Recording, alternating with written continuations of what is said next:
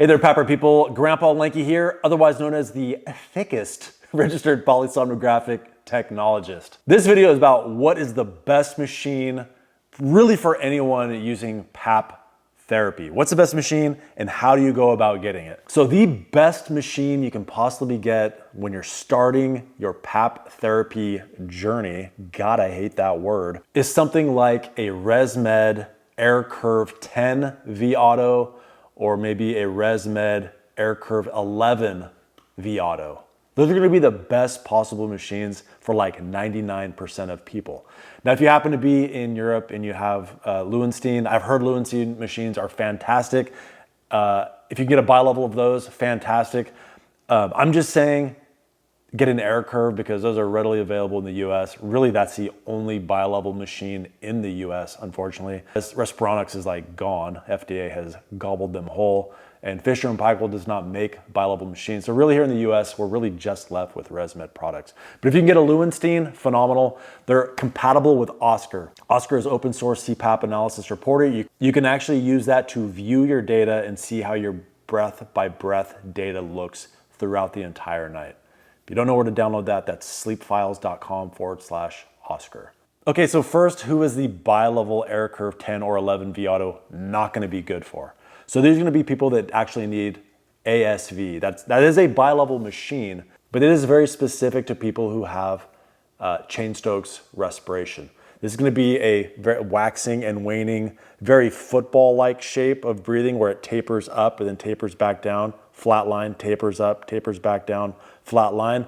Be careful, if you're using just a regular CPAP machine, you'll often get false flags for that. The machine is very stupid. Your auto CPAP is super dumb.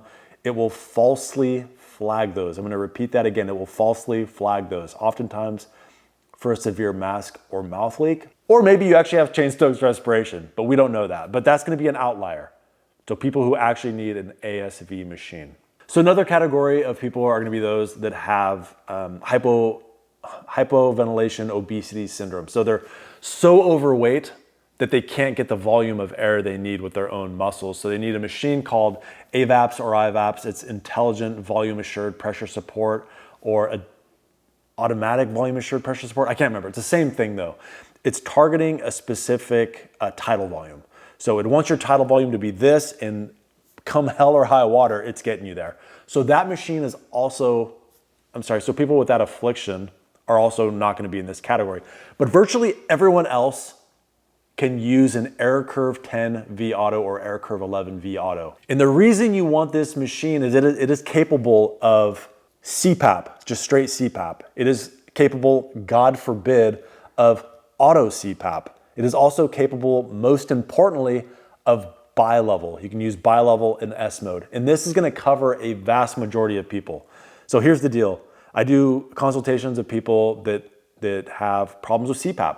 And a lot of them have very low AHI, and this is during diagnosis, and they also look physically pretty fit. Now these people typically have undiagnosed form of upper airway resistance syndrome. And so you'll take these people on low CPAP pressures and you'll keep moving them up, up, up, up, up. Pressure keeps increasing, but their flow rate, their breathing looks the same. They're still having these same restrictions in their breathing. They're still waking up a ton. So these people have a restriction in their breathing that is not really being addressed, or it's not being managed by increasing the pressure. It still looks pretty much the same, but you put them on bi-level and now all of a sudden it looks so much better. So one person put in the comments, why doesn't everyone just get a bi-level machine? And that's just it. There really shouldn't even be a CPAP only machine, whether it's APAP, auto CPAP, like you shouldn't even have that. The base level machine should be AirCurve 10 V Auto or an AirCurve 11 V Auto. That should be the base machine everyone gets unless you need the other ones. So now anyone who needs bi-level doesn't have to change machine. You simply change the mode of your machine and you're sitting pretty. Okay, so hopefully I've caught you before you've started CPAP, maybe before you're even going in for a sleep study would be actually ideal. What do you do to get one of these machines?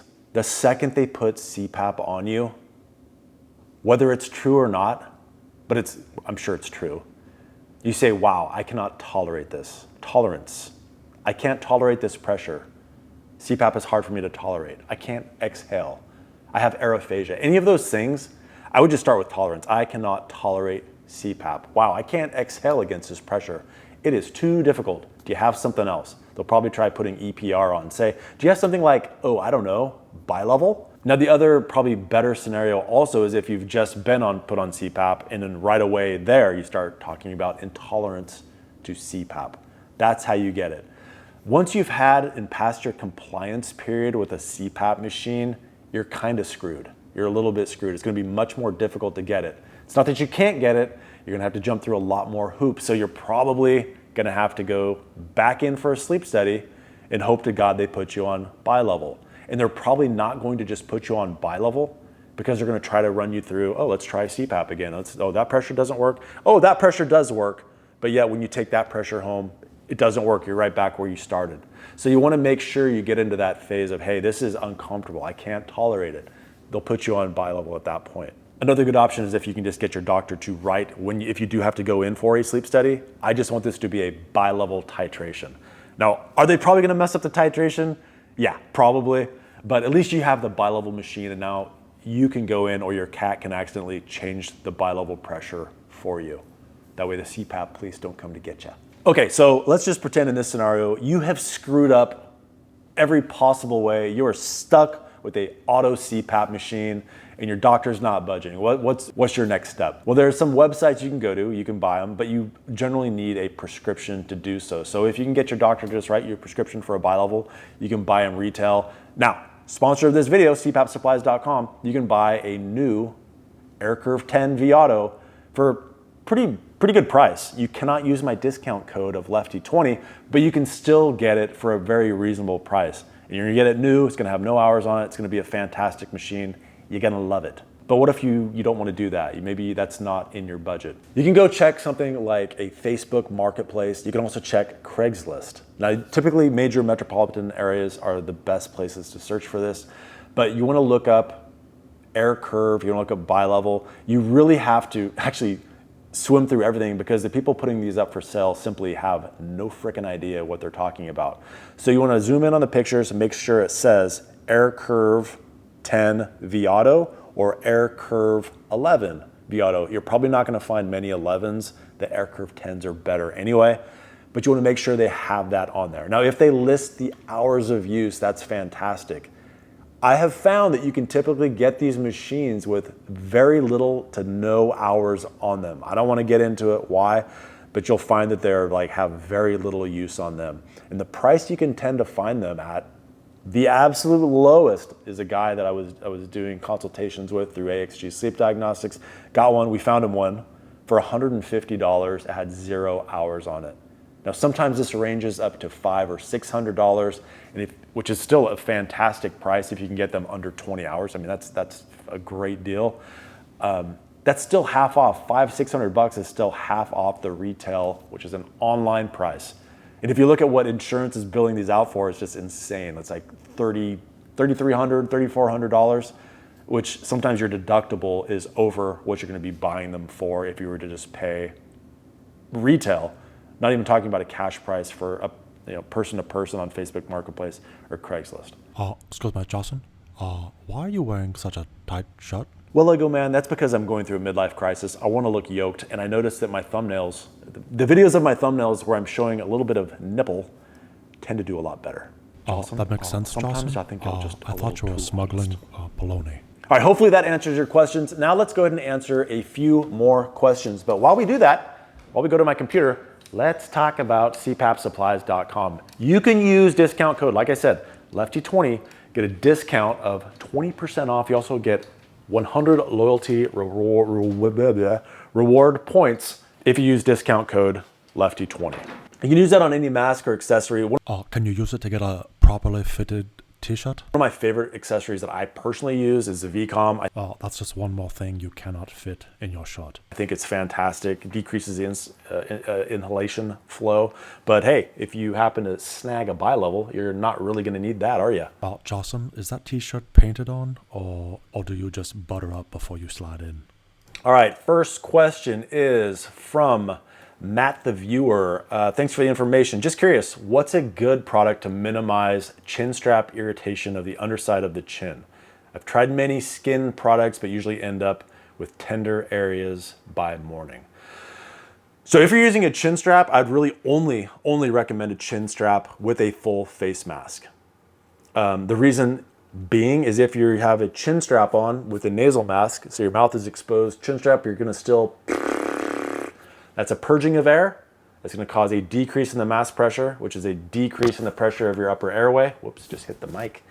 Decrease of the pressure of your upper airway, so things don't look pretty when that starts to happen. So if you're using a full face mask with a chin strap, I would actually move to a soft cervical collar. It's gonna put bulk up under your chin, keep your mouth closed or more closed with your full face mask so you don't have jaw drop. If you're using a nasal mask, I would 100% ditch the chin strap or a nasal pillow mask. It's not doing anything.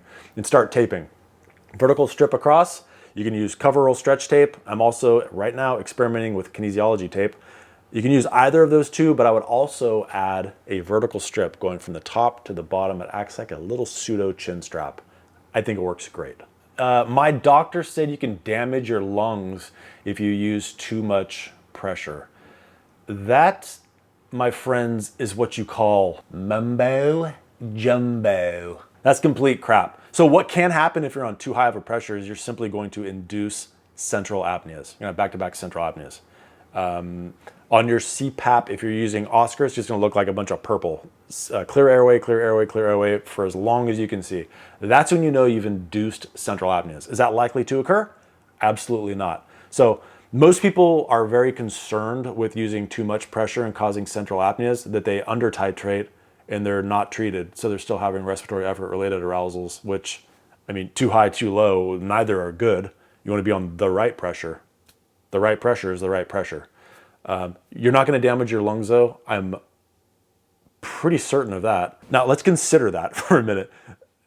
If the doctors were really concerned with you getting up to the max pressure of 20, they wouldn't put you on a pressure setting of auto CPAP 5 or 4 all the way up to 20. Because if you get to 20, you could damage your lungs. So that's kind of a dumb thing to say from a doctor. I downloaded Oscar, but how does it get data from my ResMed 10? Now I don't have a ResMed 10 with me right now. This is my ResMed 11, but they're essentially gonna be the same. So if you're looking at your machine, it's gonna be on this side, and you'll see for the ResMed 11, we have this SD card slot. Now with your other machine, your ResMed 10s, it's gonna be in the same spot. It has a cover that says SD, it's in kind of like a bluish color. But you're just gonna pop in here, pull out your card, put that card into your machine. Now my machine has an SD card slot. Some of the newer CPAP, some of the newer computers don't have that. You might have to get an adapter for an SD card. You do not want the micro. You want the big ones because that's what goes into these machines. So if you don't have a card, 1, you need to get a card. And 2, if you don't have an SD card slot on your machine, you're gonna have to find an adapter for an SD card. That's how you get it into your machine. When you open up Oscar, what you're gonna do is click on the profile that you wanna import it into. And then you're gonna hit the big thing that looks like an SD card, and then it's gonna find the file. It knows where the card is based on the way the file looks. You just hit yes, it imports it beautifully. That's it. And not so much a question, but the comment of the day. This is actually exactly what we were just talking about. Here's what I don't understand. BiPAP can function as a CPAP, right? Why not just prescribe everyone BiPAPs, set it on the CPAP mode and switch to BiPAP if needed? Yeah. And then this person writes, man, you know what I need? And I'm shocked they haven't made it yet. A full face nasal pillow mask so I can stop struggling with mouth leaking and all the tips you and others have suggested for that. The cradles don't work with my nose. I feel like you might have the connections. Hey, you know what? They've actually already invented that and it was such a flop. I think they stopped making it. But what you're looking for is the ResMed Mirage Liberty. It basically looks just like the hybrid mask today. So you have, instead of the nasal cradle, has nasal prongs that go into the nose, and then it has that thing that goes over the mouth.